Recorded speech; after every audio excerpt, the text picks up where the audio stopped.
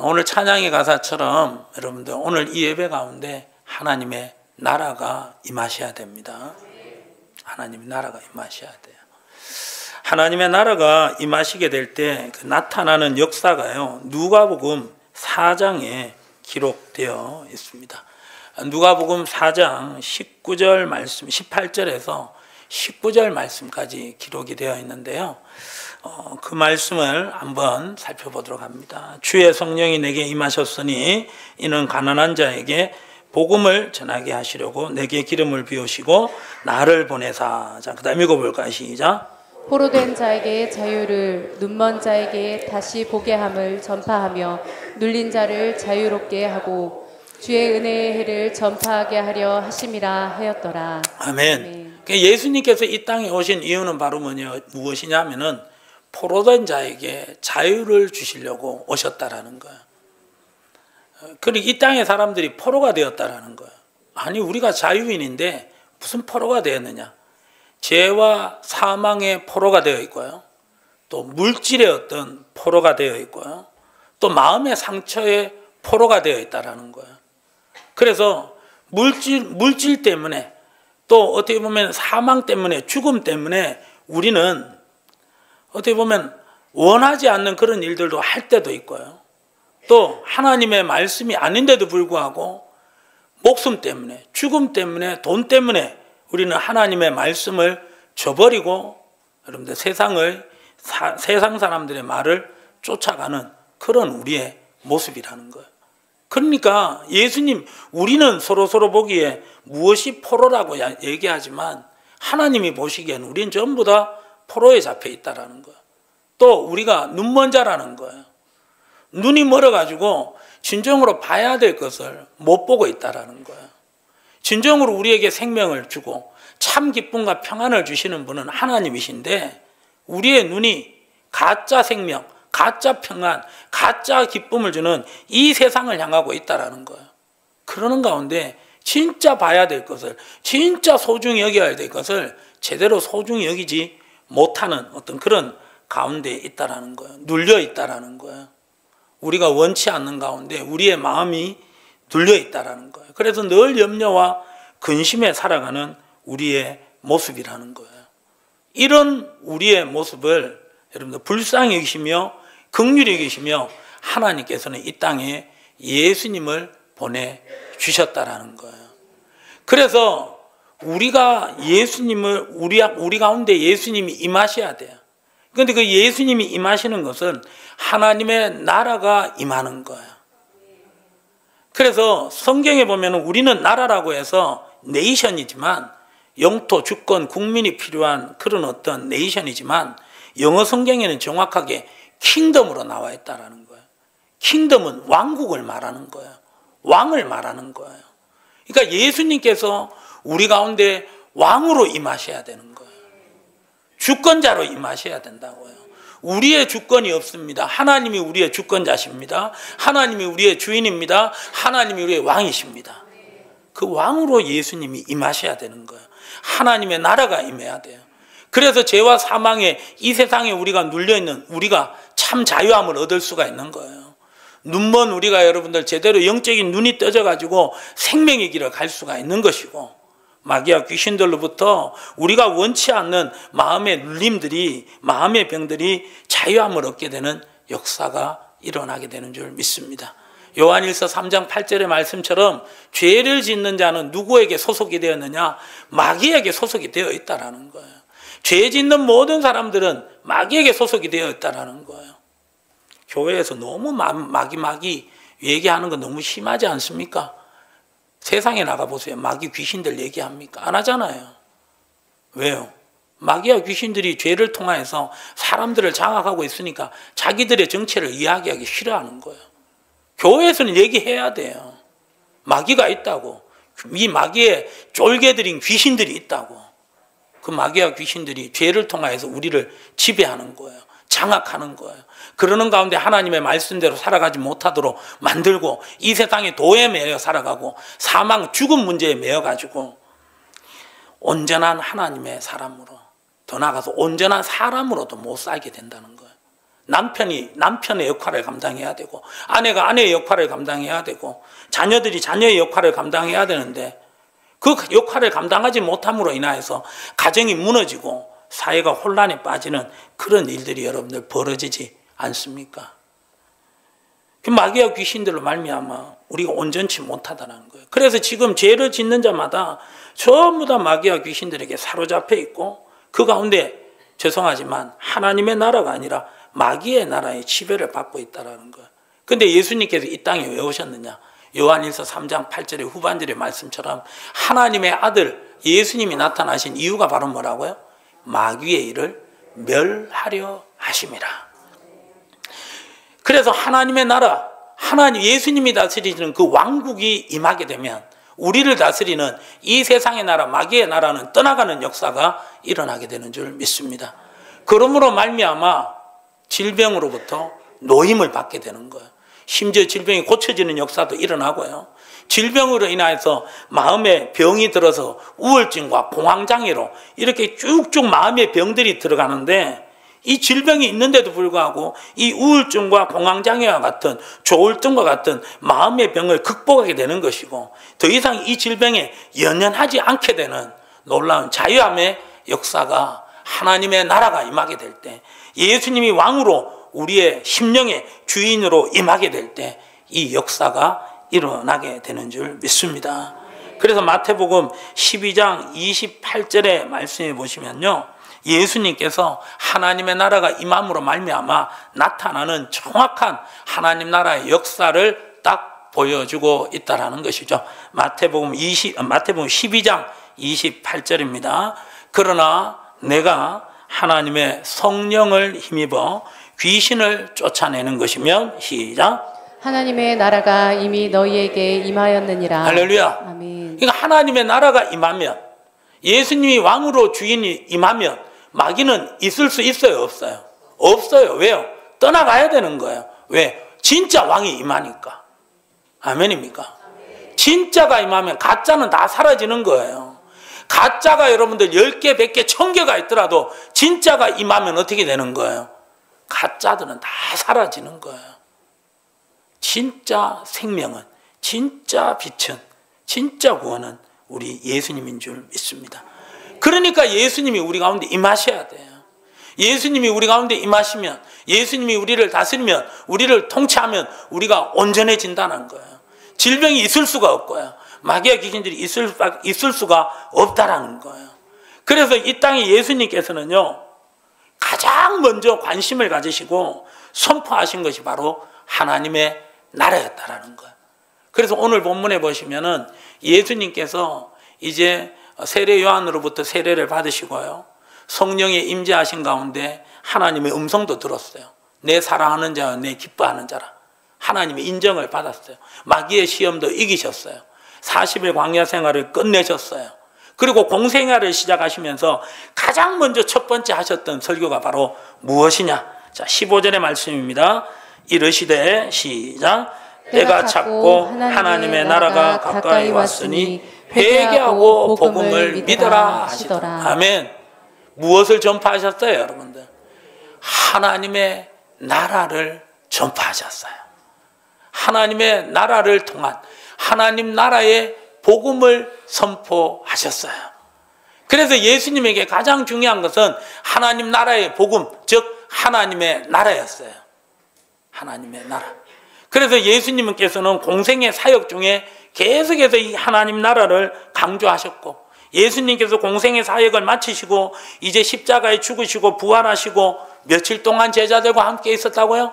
40일 동안 제자들과 함께 있으면서 예수님께서 하셨던 게 바로 무엇이냐? 사도행전 1장 3절의 말씀에 보시면은 그가 고난 받으신 후에 또한 그들에게 확실한 많은 증거로 친히 살아계심을 나타내사, 시작, 40일 동안 그들에게 보이시며 하나님 나라의 일을 말씀하시니라. 아멘. 할렐루야. 예수님께서 이제 승천하시는 거예요. 승천하면 이제 육신적으로 예수님을 더 이상 볼 수가 없는 거예요. 그러는 가운데 이 땅에 남겨두고 가는 이 제자들에게 하실 말씀이 당부하고 싶은 그런 말씀들이 얼마나 많았겠어요. 그런데도 불구하고 예수님께서는 그 40일 동안 이 제자들에게 무엇만 말씀하셨다고요?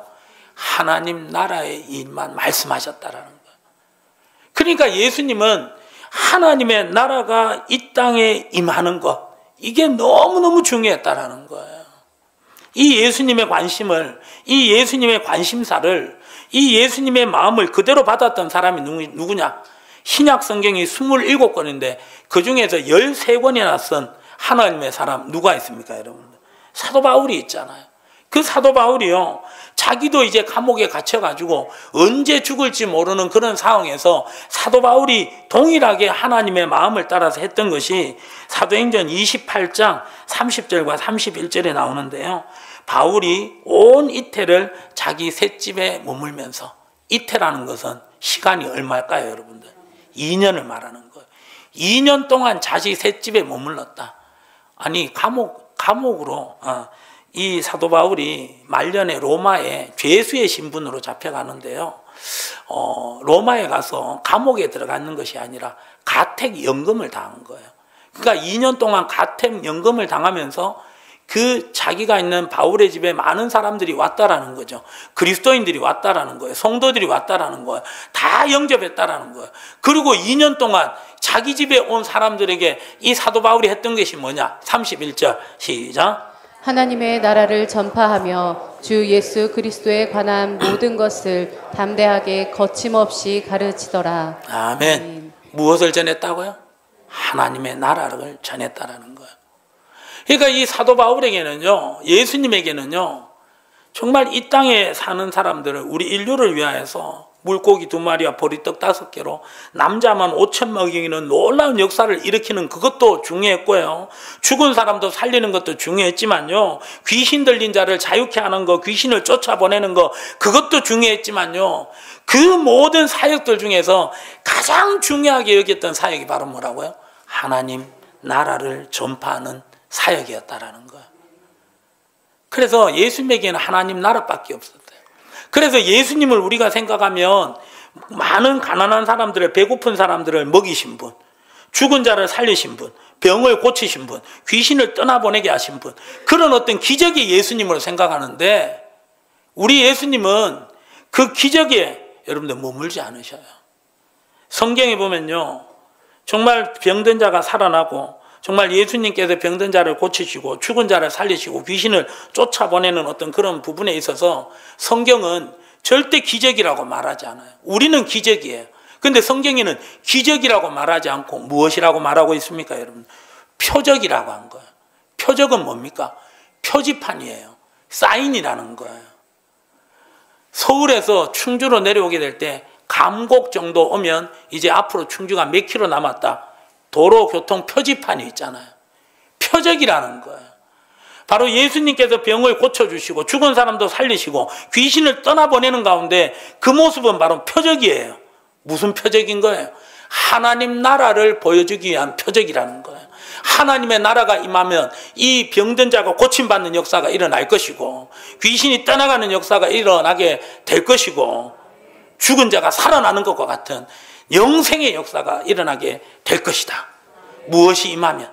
하나님의 나라가 임하면, 예수님을 주인으로 모시면, 예수님을 왕으로 모시면 그 역사가 일어날 것이다. 이걸 보여주기 위하여서 예수님께서 이 땅에 세상 사람들이 말하는 기적과 같은 표적을 일으키셨다라는 거예요. 그래서 우리의 여러분들 평생 소원이 무엇이어야 되는 줄 압니까? 하나님의 나라가 내게 임하게 하여 주시옵소서. 하나님 왕, 예수님 왕으로 나를 다스려 주시옵소서. 주인으로 다스려 주시옵소서. 이 고백이 우리의 고백이 돼야 되는 것이고, 이 찬양이 우리의 찬양이 돼야 되는 거예요. 왕이신 나의 하나님, 내가 주를 높이고 영원히 주의 이름을 송축하리이다. 할렐루야. 우리의 찬양이 되기를 소망하고, 주여 하나님 나라가 임하여 주시옵소서. 이 사망 가운데, 이 죄 가운데, 이 어둠의 세력 가운데 마귀와 귀신들에게 눌려있는 나를 자유케 하여 주시옵소서. 풀어주시옵소서. 구원하여 주시옵소서. 그러기 위해서는 뭐가 임해야 된다고요? 하나님의 나라가 임해야 되는 거예요. 여러분들, 이 하나님의 나라가 임함으로 말미암아 정말 참 자유와 참 치유와 참 온전함의 역사 꼭 맛볼 수 있기를 예수님의 이름으로 축복합니다. 그런데 이 하나님의 나라가 임하게 될 때, 이 하나님 나라가 임하게 될 때 참 어떻게 보면은 우리가 이해할 수 없는 그런 어떤 행동들이 벌어지는 거예요. 이해할 수 없는 그런 일들이 벌어진다라는 것이죠. 창세기 13장에 보면은 아브라함이 조카 롯과 다투는 장면이 나요. 실질적으로 아브라함과 조카 롯이 다투는 것이 아니라 아브라함의 목자들과 이 롯의 목자들이 다투는 거예요. 왜? 풀 때문에, 먹을 물 때문에 다툰다는 거예요. 그 가운데 아브라함이 생각하게 될 때, 이제 롯을 독립시켜야 되겠다. 조카 롯이지만 언제까지는 데리고 있을 수 없겠다. 그래서 독립시키려고 하는 거예요. 그 가운데 아브라함이 정말 생각지도 못한 제안을 그 조카 롯에게 하게 되는 거예요. 네가 오른쪽으로 가면은 내가 왼쪽으로 가겠다. 네가 왼쪽으로 가나? 나는 오른쪽으로 가겠다. 그러니까 네 눈에 보기에 좋은 데로 가라. 그러면 내가 반대편으로 가겠다는 거예요. 그래서 조카 롯이 선택한 땅이 소알 땅이었어요.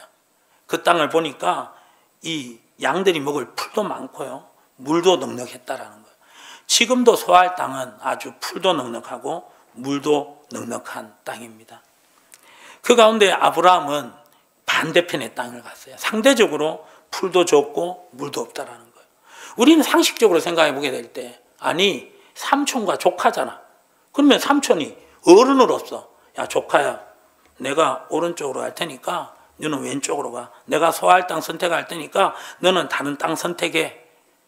요즘 같으면 안 돼요. 근데 그때는 어떻게 돼요? 그렇게 할 수 있었어요. 왜요? 삼촌은 아버지 대신이거든요. 아버지는 곧 하나님이거든요. 얼마든지 그렇게 할 수 있어요. 그런데 아브라함은 그렇게 하지 않았어요. 이유가 뭔지 알아요? 그 심령에 하나님의 나라가 임했다라는 거예요. 높은 산이 거친 들이 초막이나 궁궐이나 내 주에서 모신 것은 그 어디나 하늘나라. 그러니까 아브라함에게 하나님의 나라가 임하니까 어떻게 되는 거예요? 땅이 문제가 아니에요. 누구만 계시면 돼? 하나님만 계시면 돼. 그러니까 조카 롯이 뭐 어떤 땅을 선택하든지 아무 관계가 없다라는 거예요. 이것이 하나님 나라가 임하는 하나님의 아름다운 삶의 모습인 줄 믿습니다. 다윗이 그래서 그 고백을 하잖아요. 여호와는 나의 목자시니 내게 부족함이 없습니다. 시편 23편은 예수 믿는 사람들 중에서도 또 안 믿는 사람들 중에서도 정말 마음의 위로를 받는 그런 말씀이에요. 여호와는 나의 목자시니 내가 부족함이 없으리로다. 그가 나를 푸른 초장으로 인도하시고 쉴만한 물가로 인도하시온도다. 내 영혼을 소생시키시며 자기의 이름을 위하여 의의 길로 인도하시는도다. 내 평생의 하나님의 선하심과 인자하심이 반드시 나를 따를 것이기 때문에 내가 여호와로 말미암아 영원히 기뻐하리로다. 아멘. 그 고백을, 시편 23편 그 고백, 너무나도 하나님 때문에 좋다라는 거예요. 그런데 그 고백이 언제 나온 고백이에요? 다윗이 왕 되었을 때? 아니에요. 다윗을 죽이려고 사울왕과 그의 장인 사울왕과 4,000명의 살해 특공대가 다윗을 쫓아다녔다라는 거예요. 다윗이 머물렀던 이스라엘 땅은요, 우리나라 강원도만한 땅이에요. 그 땅에서 여러분들 도망가봤자 4,000명이 쫓아다니면 금방 찾을 수밖에 없다라는 거예요. 잡히면 죽어요. 그런데 그런 생명의 위협 가운데서 다윗은 여호와는 나의 목자시니 내게 부족함이 없다라고 말하는 거예요. 참 만족과 참 안식을 맛보고 있었어요. 이유가 바로 뭐예요? 그 심령에 하나님의 나라가 임했기 때문인 줄 믿습니다. 하나님의 나라가 임하면 이런 역사가 일어나는 거예요. 아멘. 그러면 우리가 이 하나님의 나라가 우리 심령에 임해야 되는데 어떻게 하면 이 하나님의 나라가 우리 심령 가운데 임할 수가 있을까요? 자, 14절의 말씀입니다. 거기에 보시면은 14절 한번 읽어봅니다. 시작. 요한이 잡힌 예수께서 갈릴리에 오셔서 하나님의 복음을 전파하여. 그렇죠. 요한이 뭐 할 때? 잡혔을 때 그때 예수님께서 이제 뭐 하셨다고요? 하나님의 복음을 전파하셨다라는 거예요. 요한이 여러분들 누굽니까? 예수님의 제자 사도 요한이 아니라 예수님께 세례를 베푼 세례 요한이었어요. 특별히 여러분들 이 세례 요한에게 하나님께서 주신 사명이 있어요. 여러분들 세례 요한의 혹시 별명이 뭔지 아세요? 광야에서 외치는 자의 소리. 그게 누구라고요? 세례 요한이었어요. 그러니까 하나님께서 세례 요한에게 어디에서 외치라고요? 광야에서. 무엇을 외치라고 했을까요? 회개하라. 천국이 가까이 왔느니라. 나는 지금 너희에게 물로 세례를 주지만 내 뒤에 오시는 분은 무엇으로 세례를 베풀라? 불로 세례를 베풀 것이다. 성령과 불로 세례를 베풀 것이다. 그러니까 나는 아무것도 아니다. 나는 그의 신발 끈도 이렇게 풀기도 매기도 부족한 그런 어떤 모습이다. 그러니까 그러니까 세례 요한은 예수님의 오심을 나타내고 증거한 예수님이 오신다라고 외치는 광야의 소리였다라는 거예요. 그런데 예수님이 메시아의 오심을 이 세례 요한이 외쳐야 되는데 많은 사람들에게 외쳐야 된다는 거예요. 그럼 도시로 가야 돼. 그런데 하나님은 이 세례 요한을 어디로 보내셨어요? 광야로 보내셨다니까요. 광야에서 외치는 자의 소리가 이 세례 요한에게 주신 사명이었다라는 거예요. 그런데 세례 요한은 그 사명을 잘 감당했어요. 그 가운데 하나님께서 사람들을 광야로 보내주셨어요. 그리고 사람들에게 죄사함의 세례가 아니라 그들의 어떤 예수님의 오심으로 말미암아 이 죄사함의 세례를 받기에 부족함이 없는 여러분들 정결 예식을 요단강 세례를 통해서 베풀었다라는 것이죠. 그렇게 세례를 베푸시다가 이 세례 요한이 의로운 사람이었어요. 그 가운데 이 헤롯 왕의 눈밭에 나서 이 헤롯 왕에게 잡혀가지고 이제 감옥에 들어갔다라는 거예요. 더 이상 이제 광야에서 외치는 소리 사명을 감당할 수가 없었다라는 거예요. 그런데 그 세례 요한이 잡히고 난 다음에 누가 사역을 시작하셨다고 여러분들? 예수님께서 사역을 시작하셨다라는 것이죠. 아멘. 세례 요한이 잡힐 때, 세례 요한의 사명이 끝날 때, 그때 누가 오신다고요? 예수님이 오셨다라는 거예요. 우리가 하나님께서 우리에게 주신 사명이 있다라는 거예요. 바로 그 사명이라는 것은 거창한 것으로 생각하지 마세요. 가정에서는 그 아내의 남편으로서 최선을 다하는 거, 그 사명이에요. 남편의 아내로서 온전한 모습으로 최선을 다하는 거, 그게 사명이에요. 교회에서 여러분들 교회 일을 사역을 많이 한다고 그게 사명이냐? 사명일 수 있어요. 그러나 그거 자랑할 것이 없어요. 왜요? 우리 모두 다에게 하나님께서 사명을 다 주셨다라는 거예요. 남편으로서, 아내로서, 이 대한민국의 한 사람으로서, 이 서충주 땅의 한 사람으로서, 이 서충주 양문교회 여러분들 성도로서, 일꾼으로서 이 모양 저 모양의 사명을 다 주셨다라는 것이죠. 그래서 우리가 있는 모든 것은 하나님께서 보낸 자리라는 거예요. 그래서 우리에게 일어나는 모든 일은 절대 우연이 없다라는 거예요. 필연이라는 거예요. 오늘 우리가 2025년 9월 14일 날 3부 예배 이렇게 드리는 어떤 이유가 이거는 우연이 아니에요. 하나님의 계획하심이 있다라는 거예요. 그 하나님의 뜻하신 바 계획하심이 있음을 알고 우리가 그 시간에 최선을 다하게 될 때 하나님께서는 그 모습을 사명을 감당하는 모습으로 기뻐하시고, 여러분 그 가운데 우리 예수님이 왕으로 임하시는 거예요. 좌정하시는 거예요. 그래서 어떤 여자 성도님을 보면은 이 남편의 구원의 어떤 사명을 가지시고 그 사명을 깨닫고 그 남편 한 명의 구원을 위하여서 최선을 다해서 섬기시는 그런 분들도 있다라는 거예요. 정말 하나님께서 기뻐 보시는 분이에요. 불신 남편, 주님 오실 때, 그리고 이 불신 남편의 어떤 생명이 언제 어떻게 될지 모르는 가운데서 하나님께서 이 불신 남편의 구원을 위하여서 저에게 불신 남편의 아내로 보내주신 줄 믿습니다. 최선을 다해서 불신 남편의 아내를 섬기고 위하여서 기도하고 그 가운데 여러분들 이 불신 남편의 구원을 위하여서 열심을 내는 것, 이게 바로 하나님의 사명을 감당하는, 하나님의 나라가 임할 수밖에 없는 하나님의 역사라는 거예요.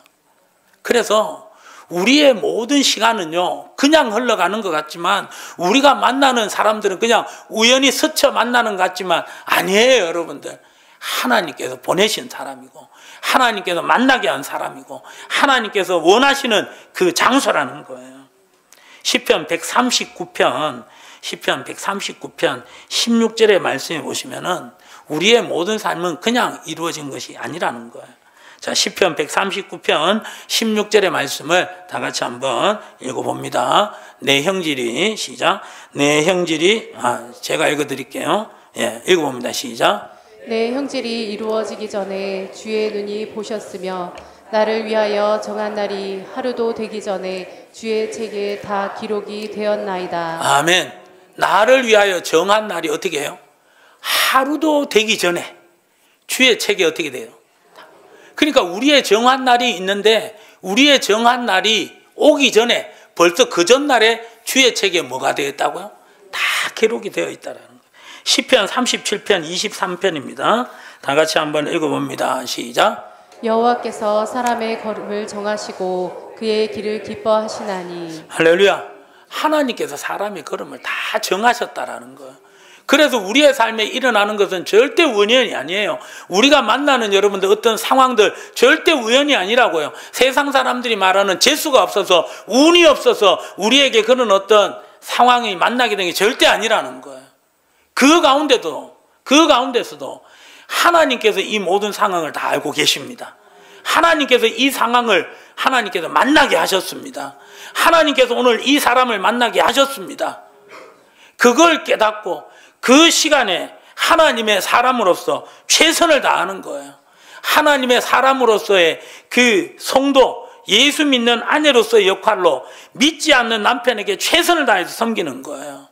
예수님을 믿는 하나님의 사람 남편으로서 믿지 않는 아내가 있으면 그 아내에게 최선을 다하는 거예요. 자녀들에게 최선을 다하는 것이고, 불신 사람을 믿지 않는, 예수 믿지 않는 사람들을 만나면 최선을 다하는 거예요. 내가 원하지 않는 장소, 내가 어떻게 보면은 생각지도 못한 그런 장소에 우리가 갈 수도 있는데 그때마다 하나님이 나를 보내셨습니다. 하나님이 계획하신 바가 있는 줄 믿습니다. 이 고백을 하면서 최선을 다해서 하나님의 사람답게 살아가는 거예요. 소금으로 살아가는 거예요. 빛처럼 살아가는 거예요. 그 가운데 하나님께서 임하십니다. 하나님의 나라가 임하는 거예요. 그 가운데 참 우리에게 자유함이 있게 되고, 또 우리가 만나는 사람, 또 우리가 가는 공간마다 자유함의 역사가 일어나는 거예요. 풀어지는 역사가 일어나는 거예요. 회복의 역사가 일어나게 되는 줄 믿습니다.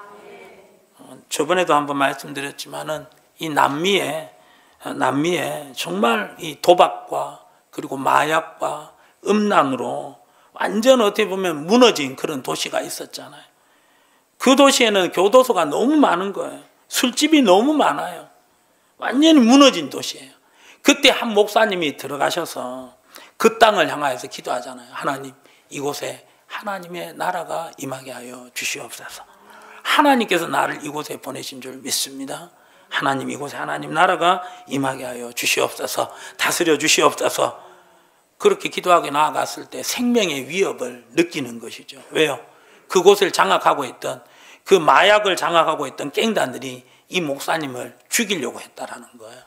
죽이려고 할 수밖에 없죠. 왜? 그렇게 바른 소리를 하고 다니니까 사람들이 귀를 기울이게 되고 관심을 가리게 되고 소망을, 생명을 전하니까, 빛을 전하니까 사람들이 모여들 수밖에 없었다라는 거예요. 그래서 마약의 갱단들은 그걸 그냥 보고 있을 수가 없어서 그 목사님을 죽이려고 했어요. 근데 죽일 수가 없었어요. 그 생명의 위협 가운데서도 계속해서 하나님 나라를 전하게 될 때 그 땅에 변화되었어요. 수많은 영혼들이 하나님께로 나아가서 자기의 죄를 회개하게 되는 것이고, 정결케 되는 역사가 일어나게 되는 것이고, 사람들이 변하니까 도시가 변하게 되고, 도시가 변하니까 그 땅이 복이 임하는 거예요. 그래서 그 땅에 농작물이 될 수가 없었어요. 왜요? 너무나도 이렇게 사람들이 전부 다 이 영적으로 병들어 있으니까 그 땅에 대한 관심이 없어가지고 잡초만 무성했다라는 거예요. 그런데 그 마음이 온전해지니까, 정신이 깨끗해지니까 육신이 회복되고 이제 먹고 살아야 되겠다는 생각이 드는 가운데 경작하게 되었고, 그 땅이 복을 받게 되었고, 옛날에는 당근이 요만했다면 지금은 그 땅이 이만한 당근이 난대요. 하나님 나라의 역사에 놀라운 역사인 줄 믿습니다. 이 역사가 정말 그 목사님의, 이곳은 수많은 어떤 도시 목회도 있고 사람들이 많은 것도 있고 이미 교회가 세워져 가지고 어떻게 보면은 굉장히 신앙생활하기 좋고 말씀을 전하기에 좋은 그런 장소도 있는데 왜 나를 이곳에 보내셨습니까? 그런 두말하지 않고 거기서 하나님의 나라가 임하기를 원했을 때 하나님 나라의 역사가 이루어진 줄 믿습니다. 우리가 만나는 사람, 우리가 지금 가는 장소, 지금 우리가 존재하고 있는 것 절대 우연이 아닙니다. 하나님께서 우리를 보내셨습니다. 그 사람을 만나게 하셨습니다. 최선을 다하시는 가운데 하나님의 나라가 임하는 역사 꼭 볼 수 있기를 예수님의 이름으로 축복합니다. 그래서 우리가 전도할 때도, 우리가 길을 걸어갈 때도, 오늘 이제 예배를 마치고 집으로 돌아갈 때 우리는 그 길을 지나가게 될 때 하나님, 절대 그냥 지나간 게 아니에요. 매일마다 지나가는 길이라도 그냥 지나가는 길이 아니에요. 하나님께서 사명이 있어서 이렇게 예배드리고 이 길을 지나가게 하셨사오니 주여 이곳에 하나님의 나라가 임하게 하여 주시옵소서. 내가 살고 있는 이 서충주 땅에 하나님의 나라가 임하게 하여 주시옵소서. 슬픔이 떠나가게 하여 주시고 기쁨의 땅이 되게 하여 주시옵소서. 절망이 떠나가고 소망의 땅이 되게 하여 주시고 원망과 불평과 불안과 염려가 떠나가고 평안의 땅이 되게 하여 주시옵소서. 그래서 목요일마다 우리가 이 전도를 하게 될 때 만나는 사람들에게 전도를 주면서 예수 믿고 구원 받으십시오, 이 말을 하는 것도 중요하지만 사람들이 보이지 않더라도 계속해서 여러분들 이 지역을 우리가 전도하면서 걸으면서 밟으면서 선포하는 거예요. 하나님, 이 땅이 하나님의 나라가 되게 하여 주시옵소서. 사망과 어둠에 있는 수많은 영혼들이 주여 구원받는 하나님의 나라가 임하게 하여 주시옵소서. 그렇게 선포하고 나아가는 가운데 여러분들, 이 땅이, 서충주 땅이 정말 하나님이 보시기에 이 대한민국에, 아니 세계 어디를 내놔도 가장 아름다운 땅으로 변화되는 역사가 일어나게 되는 줄 믿습니다. 이것을 위하여서 우리가 이 서충주에 왔다라는 거예요. 모였다라는 거예요. 함께 연합하여서 예배 드린다는 거 꼭 잊지 마시고 여러분들 믿음으로 나아갈 수 있기를 예수님의 이름으로 축복합니다. 그리고 여러분들, 하나님의 나라는 언제 임합니까? 자, 여러분들 15절 한번 살펴봅니다. 이르시되 때가 찼고 하나님의 나라가 가까이 왔으니 시작. 회개하고 복음을 믿으라 하시더라. 아멘. 이 말은, 회개하라는 이 말은 말 그대로 회개하라 이 말일 수도 있지만 다른 말로 말하면 우리의 의로 살아가지 말라는 거예요. 우리의 능력으로, 우리가 내놓을 만한, 자랑할 만한 것으로, 우리의 신앙의 어떤 직분과 신앙의 연수로 살아가지 말라는 거예요. 왜요? 하나님 앞에서 우리의 의는, 우리가 자랑할 만한 것은, 우리가 내놓을 만한 것은 사람들에게만 내놓을 만하지, 내가 교회 직분자고 나름대로 교회 다닌 연수가 이만큼 있고 교회에서 봉사를 이만큼 했다, 이런 부분에 있어서 사람들은 알아줘요, 여러분들. 그러나 하나님 앞에서는 우리가 자랑할 만한 거 아무것도 없어요. 왜요? 사람들은 우리 모습 제대로 몰라요. 저의 모습을 제대로 몰라요. 근데 누구는 아셔요? 하나님은 아셔요. 우리는 하나님 앞에 가면 여러분 내놓을 게 아무것도 없어요. 더러운 여러분들, 더러운 것밖에 없어요. 죄악밖에 없다라는 거예요. 그래서 우리가 하나님의 나라가 임하기 위해서는요, 회개하셔야 돼요. 우리의 연약함을 고백하셔야 돼요. 하나님, 저는 주님 앞에 내놓을 만한 것 아무것도 없습니다. 이 신앙의 어떤 연수, 신앙이 깊은 이 봉사, 이것도 하나님의 은혜로 다 하는 것인 줄 믿습니다. 하나님, 오늘도 실수했습니다. 오늘도 잘못했습니다. 주님 용서하여 주시옵소서. 그렇게 매일매일마다 회개하게 나와가는 거예요. 매일매일마다 하나님의 긍휼과 자비를 구하며 나오게 될 때 그것을 하나님께서 기뻐 보시는 거예요. 그 가운데 우리 가운데 하나님의 나라가 임하게 되는 줄 믿습니다. 여러분들 교만하면 누가 대적한다고요? 하나님이 대적하셔요. 근데 겸손하면 하나님께서 우리에게 무엇을 베풀어 주십니까? 은혜를 베풀어 주시는 거예요. 아멘. 우리의 연약과 부족을 고백할 때 그때 하나님의 나라가 임하는 거예요. 하나님의 통치가 임하는 거예요. 그 가운데 그 하나님의 통치가 임하면 그때 하나님께서 우리의 손을 붙들어 주시는 거예요. 이렇게 세워주시는 거예요. 주님과 동행하게 되는 거예요. 더 나아가서 주님과 함께 대적의 남을 넘기도 하고 대적의 문을 취하게도 하는 진정한 승리의 역사가 있게 되는 줄 믿습니다. 여러분들, 우리의 마음의 소원에 늘 하나님의 나라가 내게 임하게 하여 주시옵소서. 그래서 주기도문에도 나와 있잖아요. 하늘에 계신 우리 아버지여, 이름이 거룩히 여김을 받으시오며 나라가 임하시오며. 정말 하나님의 나라가 임하면 모든 것이에요. 그래서 예수님께서 마태복음 6장 33절에 너희는 무엇을 먹을까 마실까 입을까 이 모든 것들은 염려하지 마라. 이건 다 이방인들이 구하는 것이고 너희가 구해야 될 것이 뭐라고요? 먼저 그의 나라를 구하고 그의 의를 구하라. 그리하면 이 모든 것들을 먹을 거 마실 거 입을 거 이 모든 것들을 너에게 뭐 하신다고요? 더해 주신다라는 거예요. 주시는 것뿐만 아니라 더해 주신다라는 거예요. 우리가 구하는 것 생각하는 이상 넘치도록 역사해 주시는 줄 믿습니다. 그래서 무엇보다도 이 땅을 살아가면서 우리가 구해야 될 것은 하나님의 나라입니다. 우리는 기도할 때마다 하나님 나라를 구해야 돼요. 하나님, 오늘도 내 기도하는 이 시간 하나님의 나라가 임하게 하여 주시옵소서. 그래서 내 육신으로 기도하지 않게 하여 주시고 내 생각대로 기도하지 않게 하여 주시고 하나님의 그 왕되심과 주인 되심을 인정하는 가운데 하나님의 뜻대로 기도하게 하여 주시옵소서. 아멘입니까? 우리가 예배 드릴 때도 하나님, 내 육신으로 오늘 예배 드리는 이것으로 절대 만족하지 않게 하여 주시고 성령이여 임하여 주셔서 하나님이 받으시는 영과 진리로 예배가 드려지게 하여 주시옵소서. 그렇게 고백하고 나아가게 될 때 하나님의 나라가 임하는 역사가 일어나게 되는 줄 믿습니다. 우리가 주어진 자리, 우리가 생명 주셨다면, 호흡 주셨다면 최선을 다해서 하나님의 자녀답게 살아갈 수 있기를 예수님의 이름으로 축복합니다. 그렇게 최선을 다해서 살아가다가 넘어졌으면, 실수했으면, 실패했으면 그때마다 우리를 긍휼히 여기시고 불쌍히 여기시는 주님 앞에 나아가시고 그 가운데 여러분들 주의 긍휼과 자비를 구하십시오. 때론 잘못했다고 회개하십시오. 그 가운데 하나님의 나라가 임하게 되는 줄 믿습니다. 나는 어른이고 나는 부모고 나는 어떻게 보면 가르치는 자고 그래서 어떻게 보면 상대적으로 나이가 어리고 어떻게 보면 연약하고 그런 어떤 사람들 앞에서 우리는 우리의 잘못을 고백하면 안 된다고 생각해요.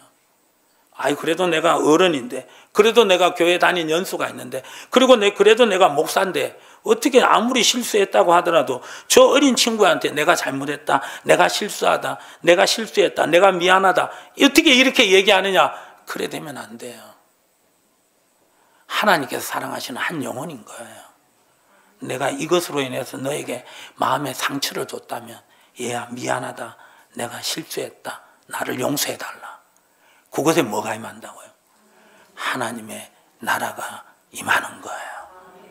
남편이라는 권위를 내려놓고 아내에게 잘못했으면 뭔가 잘못했으면 머리만 끌고 하고 뒤돌아보지 말고, 여보 내가 잘못했어, 미안해. 아멘도 안 나온다 봐. 큰일 났다.